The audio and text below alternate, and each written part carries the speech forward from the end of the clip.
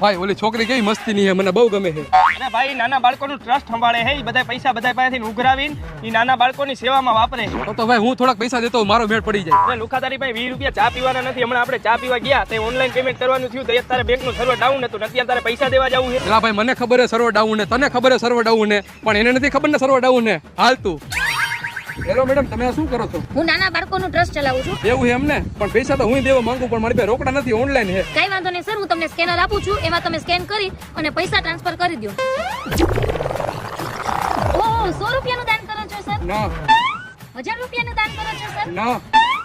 ઓહ, 10,000 નું દાન કરો છો? હા. આવી ગયા હો સર 10,000. શું નામ લખું? હવે શું લખે? ના ના લખી નાખો ચિરાગભાઈ દાનવીર.